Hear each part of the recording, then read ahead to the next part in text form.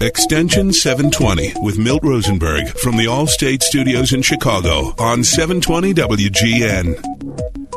We are talking about two wars tonight because the authors of two separate respective books are with me.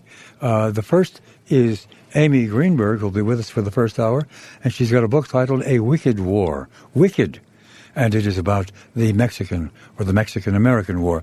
During the second hour, I'll be joined by Stanley Payne, who is the author of a book titled The Spanish Civil War. Quite different wars, but as I noted in my pre-introduction, quite a number of Americans participated in the Spanish Civil War, but more of that anon. Let's come directly to the Mexican War. It begins in 1846, runs for about 2 years, ends in 1848.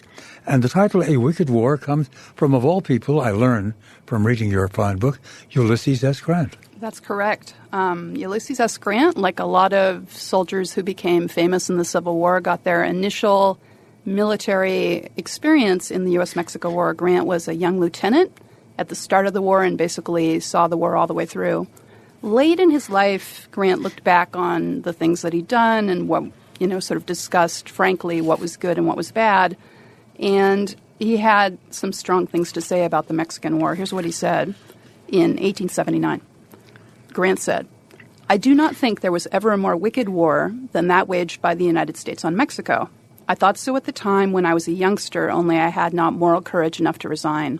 And I found that such a moving comment and such an honest comment that I felt like A Wicked War would make a good title for the book. Is that a quotation from his great memoir, the one that he spent his last years writing? Yes. Yeah. The one that Mark Twain set him up to write, as a matter of fact. It's a fantastic piece of writing. It's a wonderful book. Wonderful book.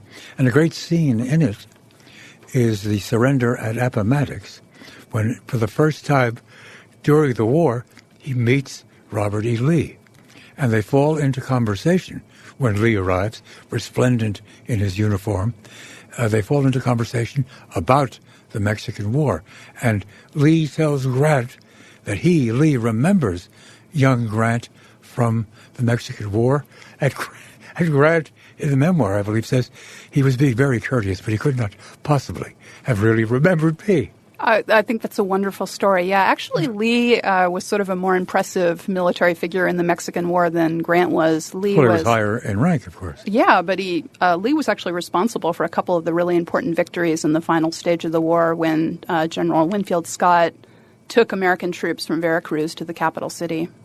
Now, you feel that was simply a war of expansion cooked up by President Polk, who had a strong sense that America must fulfill its manifest destiny and spread out not only all the way to the west, to the Pacific, but south to grab a good portion of Mexico. Well, it's important to remember that expanding west to the Pacific involved grabbing Mexican land because California and New Mexico were both owned by Mexico at the time. So actually pushing west involved taking land from Mexico. But at the time that the war began, Texas had already been an independent nation, self-defined, but really recognized that way by many other nations in the world for about 10 years. That's correct. Texas became independent and began pretty much pushing for annexation right away. A number of U.S. presidents refused to consider Texas annexation. Annexation meaning joining the United States. Right. A number of presidents refused to actually consider bringing Texas into the United States because of the impact that it would have on dissension over slavery between the North and South, but also because Mexico never recognized Texas's independence. And very importantly, Texas had boundary claims that were totally sort of impossible to uphold, according to Mexico. So Texas was claiming a great deal of land that had never been considered Texas land back when Texas was a part of Mexico. What actually provoked the beginning of the war?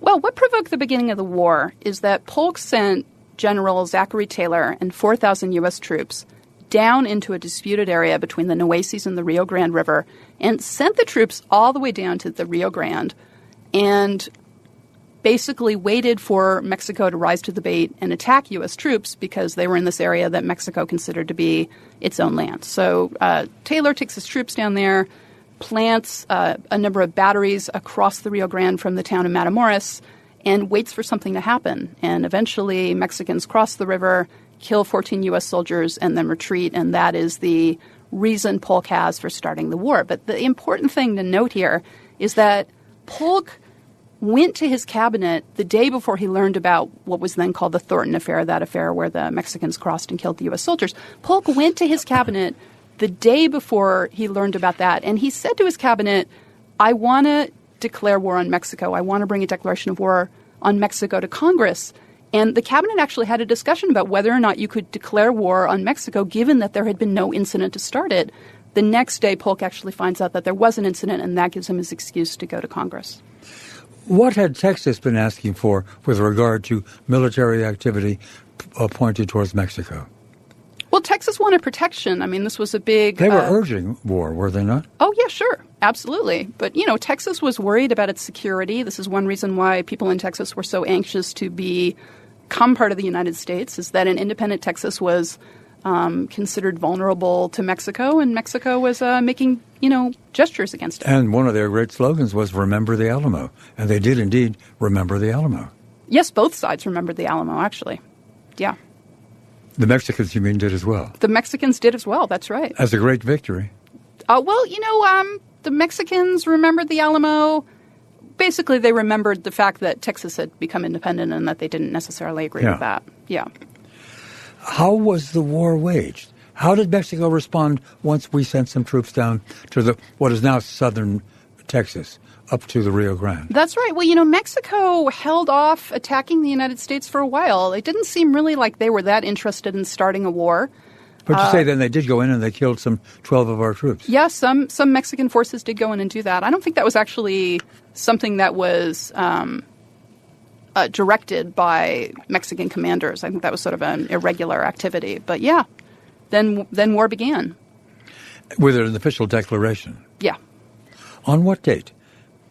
Is that May 11th, 1846? That's correct. That was the date that Polk went to Congress and said, American blood's been shed on American soil, and despite everything that we've done to prevent war, Mexico has started war, and so we need to go provide support to Zachary Taylor's troops. And we were still in a time when, before we went to war, we declared war. Yeah, but this really wasn't a declaration of war. That's kind of a sad thing about it. What was it? Polk went and he told Congress that there was a war underway. He didn't ask for a declaration of war. Oh, you didn't get congressional assent? Then. No, well, he did get congressional assent. In fact, all but 14 members of Congress agreed with what Polk said and basically supported Polk's war measures. But Polk did not go to Congress and say, I'd like to declare war on Mexico. He said, our troops have been attacked by Mexico. They're in the field right now being attacked by Mexicans, and we need to support them.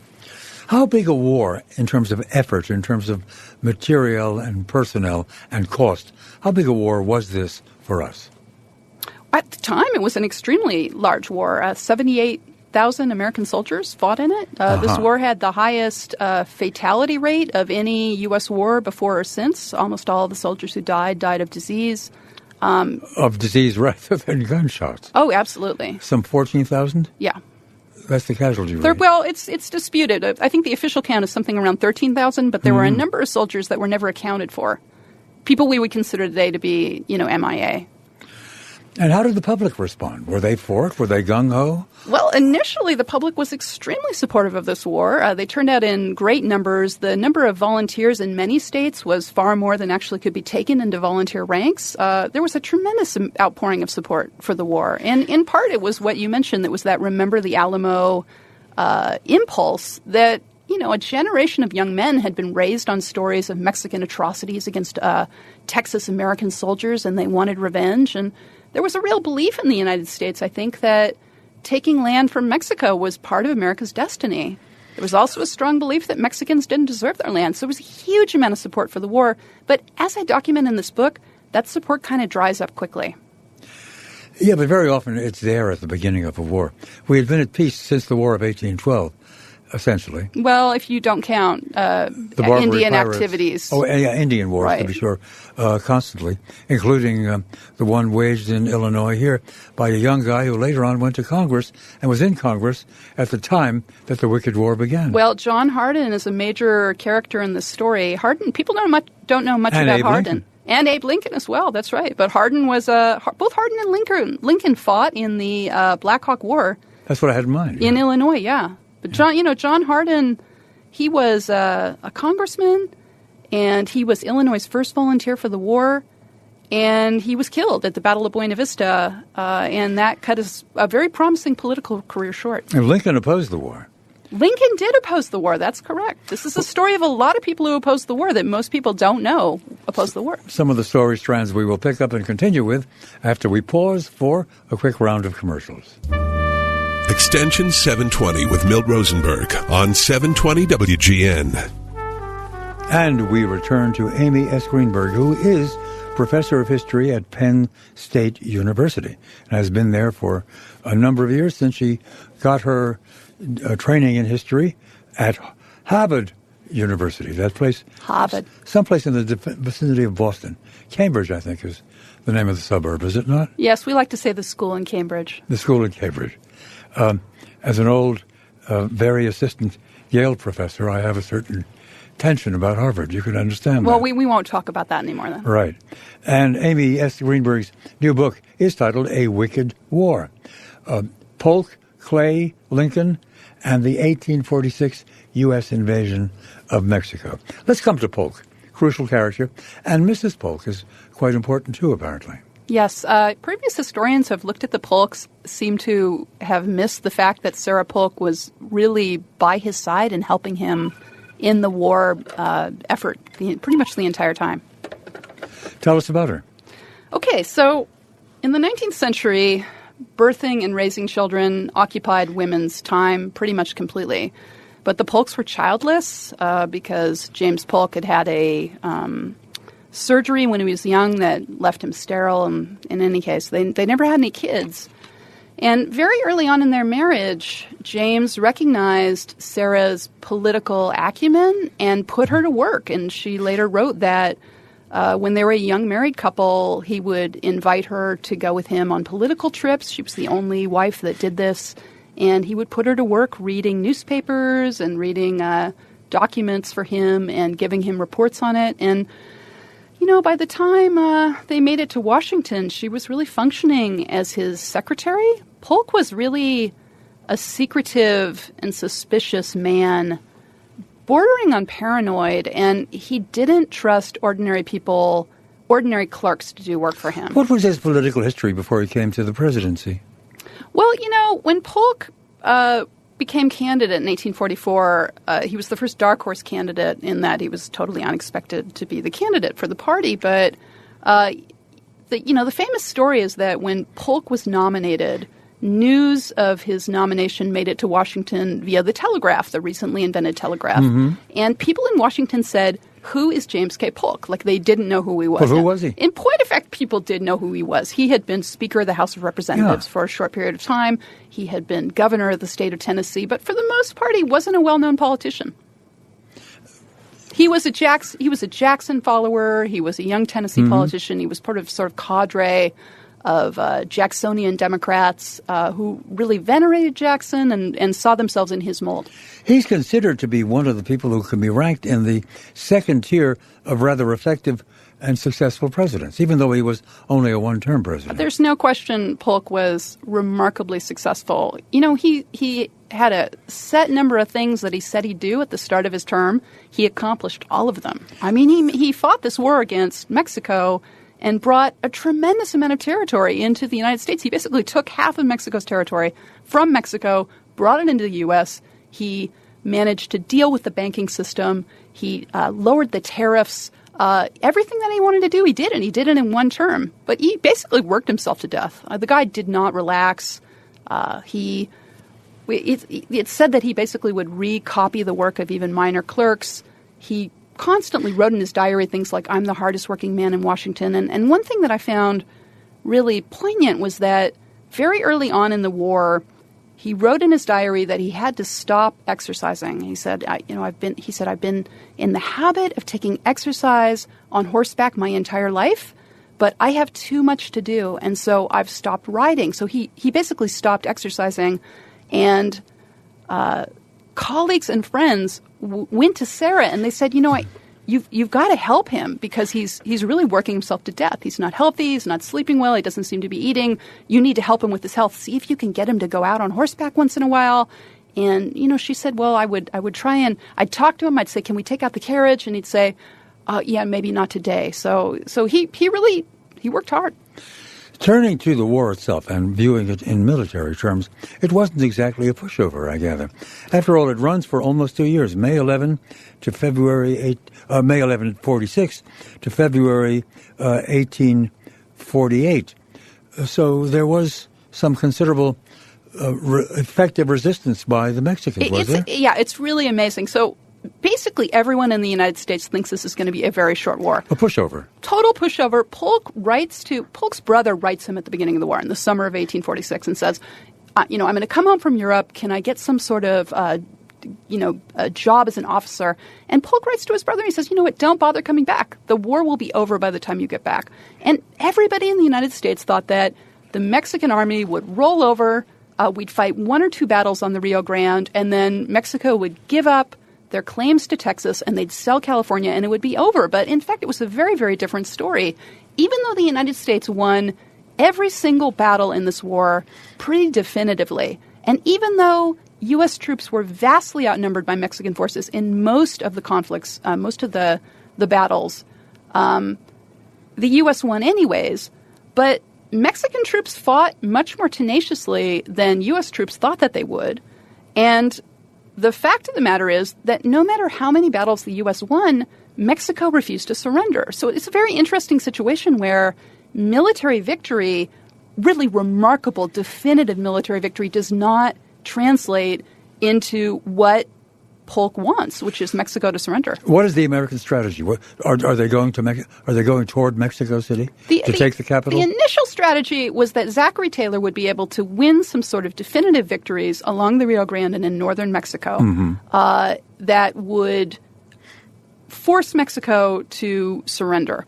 At the same time, at the very start of the war, Polk sends General Stephen Watts Kearny marching west to California because the real goal of this war is actually taking California. So Kearny marches forces from Fort Leavenworth, Kansas, through New Mexico, where basically the United States manages to convince New Mexico to surrender. There is hardly any bloodshed there at all.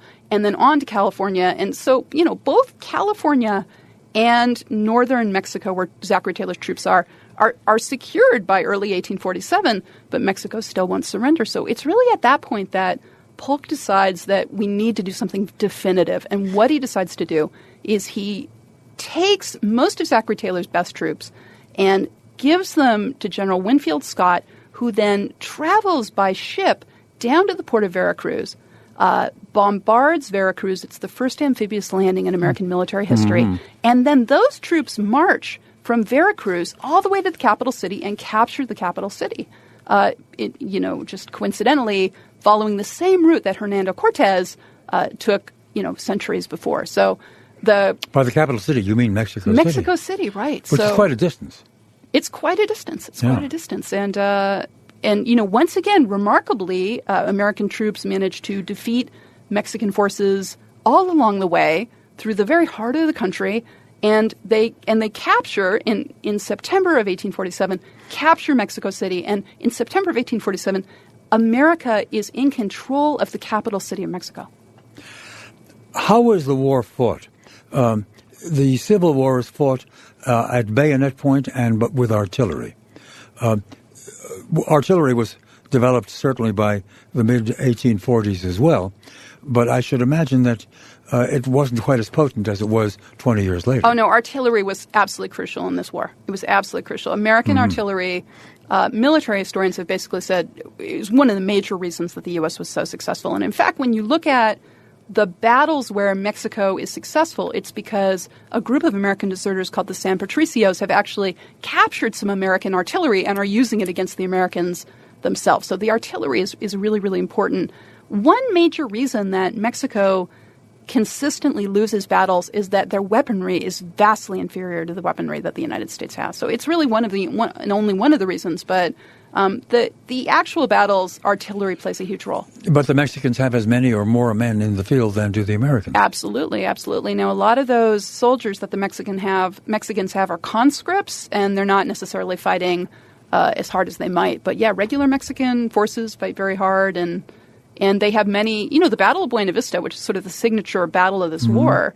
The United States has 5,000 forces, and Mexican troops under the control of General Antonio Lopez de Santa Anna have between 15 and 20,000 forces, and the U.S. still manages to win. That's the famous General Santa Anna. Yeah. Yep, of Alamo fame. Who destroyed the Alamo, ultimately. Yep, that's right. And was, for a while, governor of Texas, I believe. Of that territory. Santa Anna, really interestingly, he got his initial military experience in Texas, back when Texas was part of Mexico, fighting Indians in Texas. Colorful character. Wasn't he also one-legged at some point?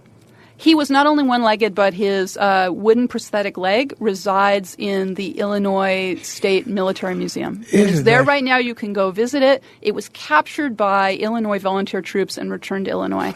And from time to time, Mexico asks for the leg back, but the museum isn't giving it up. You were down in Springfield yesterday. I was in Springfield, yes. Did you see the leg? Of course I saw the leg, yes. You can't go to Springfield without seeing the leg. Wonderful. You can't reach 10:30 without pausing, as we're about to do, to get an update on the news. And then we will return to Amy Greenberg. And we're going to play a song from the Mexican War, which you can explain to us.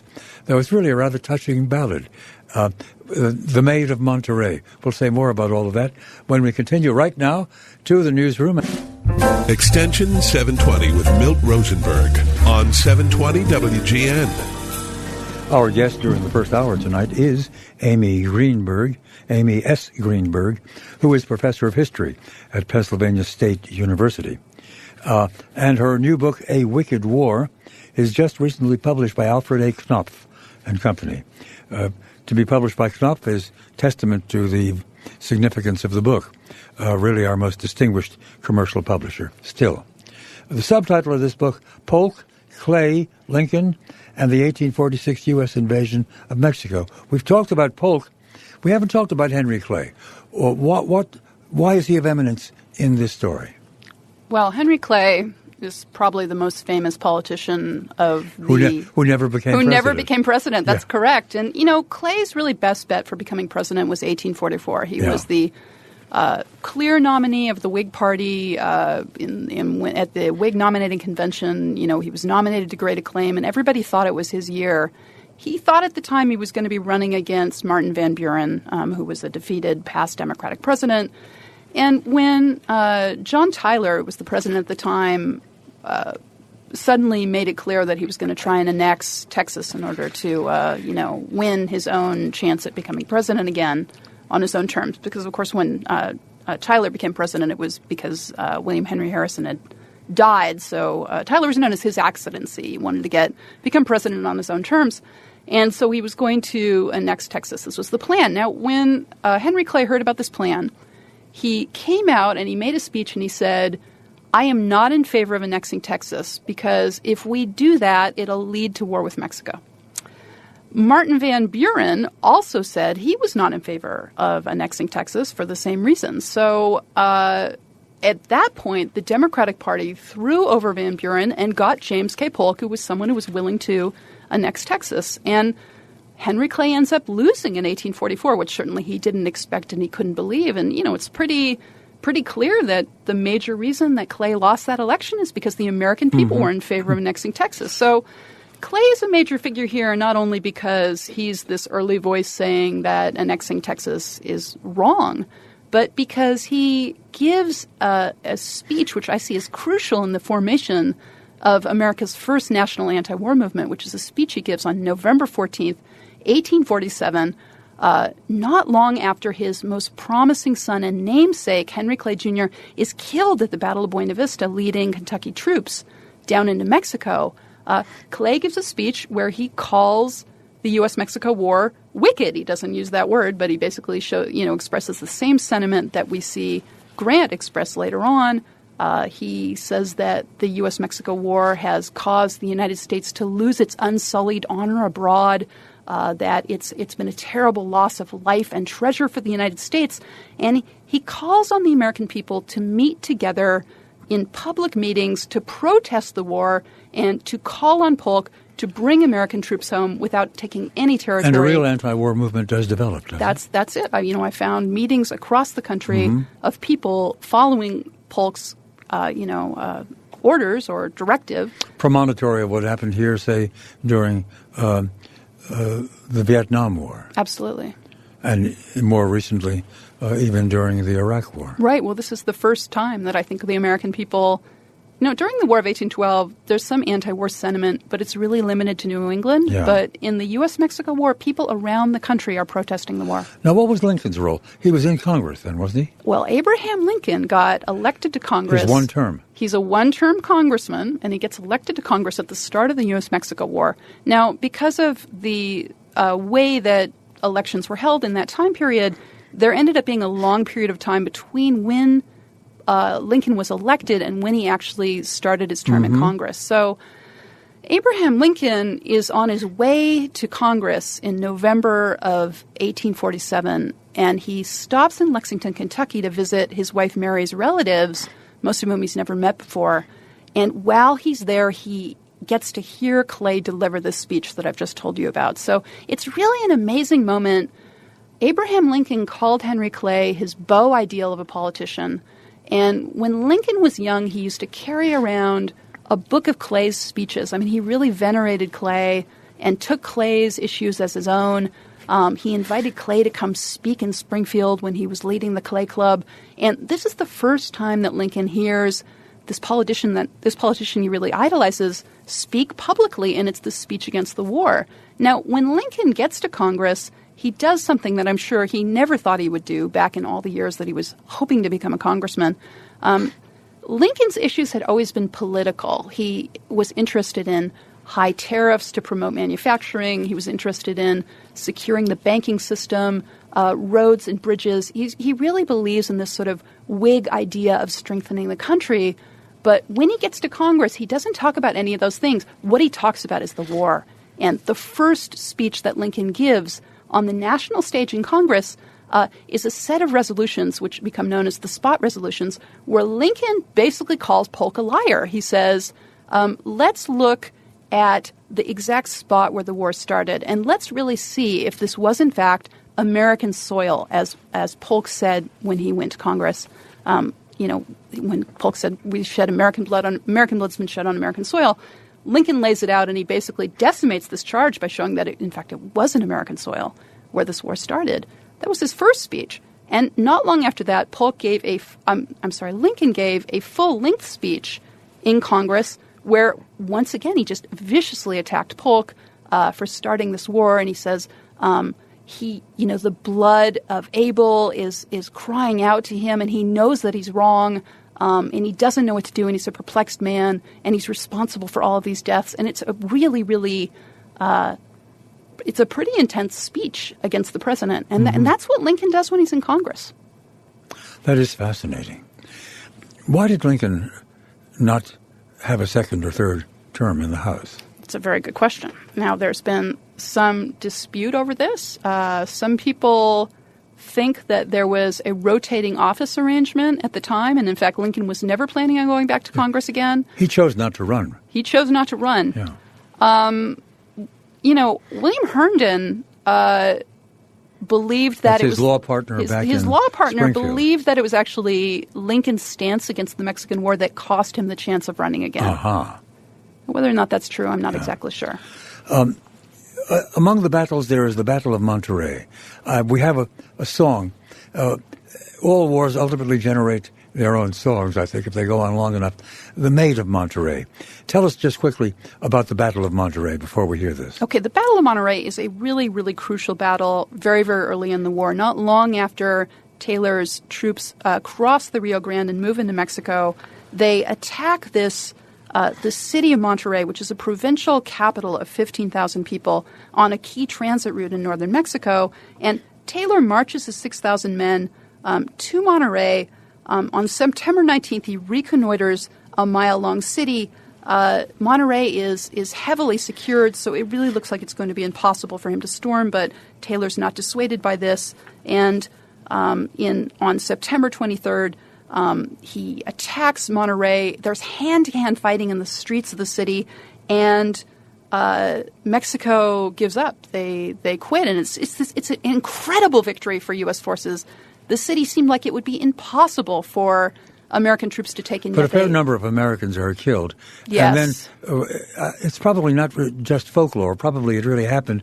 A young woman, Mexican, of Monterrey, goes out at night and tends to the wounded and even somehow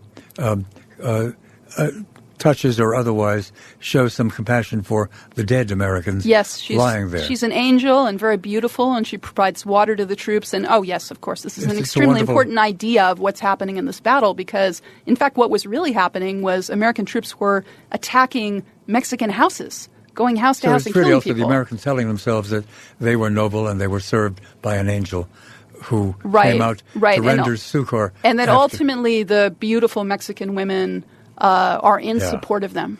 And here's that song.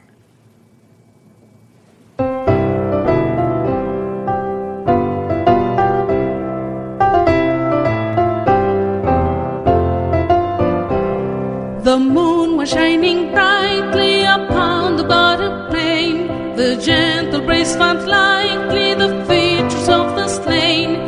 The guns had hushed their thunder, the drum in silence lay. When came the Sonoreta, the maid of Monterrey. The guns had hushed their thunder, the drum in silence lay. When came the Sonoreta, the maid of Monterrey.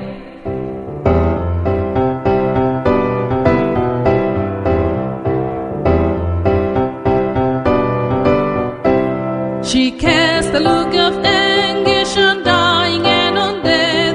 Her lap she made a pillow of those who cried and bled.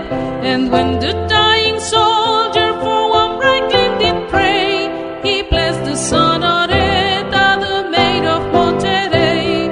And when the dying soldier for one bright gleam did pray, he blessed the Sonoreta, the maid of Monterrey.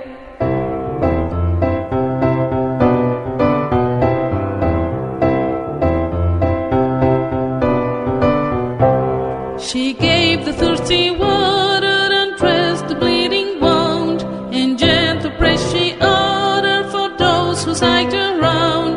And when the bugle sounded just at the break of day, we blessed the Sonoreta, the maid of Monterrey. And when the bugle sounded just at the break of day, we blessed the Sonoreta, the maid of Monterrey. The woman sings with what sounds to me like a Mexican accent. Her name is Ana Laura Allende. That's surely either a Mexican name or some sort of Latin American name. She says Sonoreta rather than Señorita. Yeah, I don't know what to say about that. But I can tell you in the original lyrics it was written Señorita. Yeah. But clearly the soldiers were noble and their nobility was understood by this beautiful Mexican woman. Of course it was. Of course it was. You know, when you look at the cultural production of this war, and by that I mean not just music like The Maid of Monterrey, but the vast number of dime novels and stories that were written and published during the time period, a lot of them have this kind of narrative of Mexican women recognizing the nobility of American men and being attracted to them, much more attracted than they are to the Mexican men, who are usually represented as being somehow either lazy or fiendish or some combination of bad characteristics. But women are attracted to the American soldiers, and a lot of these narratives end with Mexican women marrying American men, which kind of proposes this idea that the war is going to end in a sort of harmonious marriage between the countries. It is possibly an archetype that happens when armies invade other countries. I suddenly remember there's a beautiful song in Japanese that was sung in Japan in the war years and even before our war with Japan when they were at war in China. Shina no Yoru, China Night. And it's about a beautiful Chinese woman who's deeply in love with a Japanese soldier. And similarly, there is a film that was very popular in Germany during the war in which what is the central feature is a love affair, and it's a deep and honest love affair between a German soldier in Paris and a young Parisian woman. Wonderful. As I say, it must be an archetype that Milton, recurs. I'm not thinking of a lot of stories from the War of 1812 that involve American women and British men, but those are good examples. We're late for some commercials, but also it's time to invite telephone calls. We'll have some time available when we return, about 10 minutes. If you want to pose a question, get in there instantly. The number, of course, as ever, 312-981-7200. 312-981-7200. Or for email, if you're listening over the Internet at some great distance. And the email address is extension 720, as one word, at wgnradio.com. Directly back to Amy Greenberg after we pause for these words. Extension 720 with Milt Rosenberg on 720 WGN. We will go to the phones in just a moment. The phone number, as I have just recently told you, and as regular listeners, of course, know, is 312-981-7200. Before we go to the phones, just one blurb. There are very enthusiastic blurbs on the cover of this book. The one that interests me particularly is by Mark Neely, who has won the Pulitzer Prize for a book of his titled The Fate of Liberty, and who says, "A wicked war, with its emphasis on politics rather than military history, does for the Mexican-American War what James McPherson did for the Civil War with Battle Cry of Freedom, greatly broadening our understanding. Certainly Professor Greenberg's book will immediately become the standard account of the Mexican War, at last giving it an important place in the history of the United States.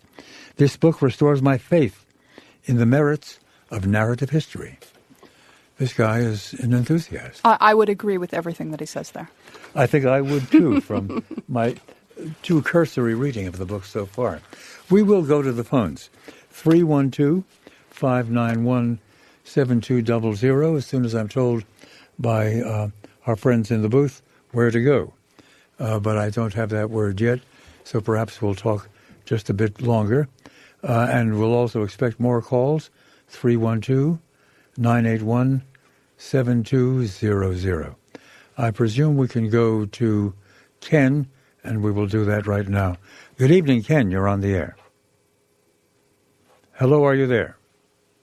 Apparently not. So we will go instead to Jan, who should be with us, but instead we're getting... Hello. Yes, sir. We're glad to have you here. Go ahead. Yes. I'm very interested in the San Patricos. I guess the deserters from the Catholic deserters from the American army who fought for the Mexicans. Were all of them recaptured and executed? Were they hidden by the Mexicans? And just as a kind of a final thing, is Anthony Quinn, the famous actor, descended from the San Patricos? All right. Well, let me take the last question first. I don't know. You'll have to ask Mr. Quinn if he's descended from the San Patricios, but I don't know. The San Patricios are fascinating. So it's a battalion that Mexico makes up entirely of U.S. deserters. The Mexican-American War has the highest desertion rate of any war in American history. The highest desertion rate. Now, a lot of people think the San Patricios are all Irish because they carried an Irish battle flag and because their leader was a guy named John Riley. But as you point out, actually, they're mostly Catholic, so there's a number of Germans in there. But they're all Americans, and in fact, they end up being some of the best fighting forces that Mexico has because they use U.S. artillery. They are not all executed, in fact. Only some of them are executed. When Winfield Scott gets a list of all of the members of the San Patricios when they're captured, he actually goes through and he tries to determine which members of the San Patricios are actual U.S. citizens and determines that those people should be executed. So what he's really looking for are people who, when they signed up, it was clear to them that they were fighting for the United States, and they weren't just immigrants straight off the boat who really didn't have much of an allegiance to the United States. So really only about half of the San Patricios are executed. The rest of them, however, are branded and sent on their way. There's a lot of evidence that Mexicans helped the San Patricios, helped a number of them. They did not, however, get the land that they were promised initially when they decided to switch sides. What was their number? How many of them were there? Off the top of my head, I want to say there were somewhere 70 or 80. Mm-hmm. Yeah. Well, sir, we thank you for the call. Very interesting. Anthony Quinn was here on this program many years ago. You could have asked him. If I had known that the question was there, I would have asked him. I do believe he's gone to his reward since then. Yes. Though I'm not. Perhaps I'm wrong. I don't know. But of course, he was an all-purpose exotic. He played every possible nationality. Yes. When you wanted an Arab, you went to Anthony Quinn. He's a wonderful Mexican in that great film with Marlon Brando as the Mexican peasant hero in the later war. I'm blocking on the names of all of those. But it was a film done by Elia Kazan. Uh-huh. And I think we will go to the next caller, who is Manny. Manny, good evening. There is trouble with the telephones tonight, as there sometimes is. We'll try again, and that doesn't work. Let's try this one instead. Hello, Manny, are you there? Yes. What I want to say is that Anthony Quinn's last name was Quiñones. It's Quiñones. Quiñones. Yeah. Well, it wasn't Quinn, like what would be like an Irish last name. It was Quiñones. You know, that's all he was trying to do is shorten the work. His last name to try to get American work. Oh, as so many people did at the time. Yeah, that kind of suggests that he was not descended from the San Patricios. Well, he was part Mexican. Right. Thank you. He was definitely part Mexican, and I think part Irish, in fact. Okay. Mother and father. And he was married to the adopted daughter of Cecil B. DeMille, which had no small part in his getting a start. Extremely smart move, given his career. And our thanks to that caller. And we've got just a few minutes left. What are the consequences? It was a long time ago, that war. It was a long time ago. How does it still resonate, if it does? Well, I think one reason I wrote this book is it doesn't resonate that much. Most Americans don't even know we fought a war against Mexico. A lot of people who live in California, school children, have no idea that the land that they're in once belonged to Mexico. A lot of the current discussion over immigration takes place in parts of the country that belonged to Mexico before this war, and that just seems like a point that's largely forgotten. What are the implications of the war? Well, this is the first war that started with an American lie. It was the first war that people protested in great numbers. It was the first war that the United States fought not for principle, but out of a desire for land. So it set a number of precedents. But maybe it set some precedents, but not a precedent in history. No. That is to say, wars of expansion by countries on the rise, grabbing the land of their weaker neighbors, is a pretty common event. Well, yes, but we would like to think that the United States doesn't get involved in such things, right? Because the United States is supposed to be the exceptional nation. You've done other books in which you've spoken of manifest destiny. That's been an interest of yours. It's a doctrine propounded originally by whom? John O'Sullivan is the person who originally came up with the term, although it's quite possible it was a woman named Cora Montgomery. But, O'Sullivan... But the notion was what was our manifest destiny supposedly to be? Our manifest destiny was to expand and take over the continent. Take over the continent, But, exactly. People had very flexible ideas about what manifest destiny was. In the 1850s, a lot of people thought the United States would eventually take over Canada, all of Mexico, and Central America. In the War of 1812, we tried to grab a piece of Canada. We did try to grab a piece of Canada. Yeah, that didn't work out too well. Yeah. But ultimately, we were inevitably going to the Pacific. Right. Well, in terms of the memory of the war, it's very interesting. When you look at the Spanish-American War in 1898, people don't seem to have any memory of the Mexican War at all. Mm-hmm. When you look at all the debates in Congress about whether or not to go to war with Spain, nobody mentions the Mexican War at all. You're a college professor. I have been one in my time.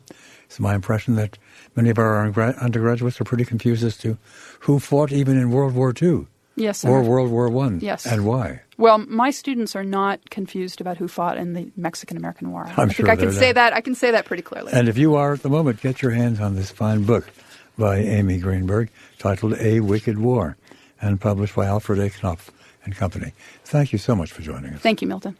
We will be back and with another war and another author, Stanley G. Payne, author of The Spanish Civil War, right after we pause for a full update on the evening's news. And for that, to the newsroom,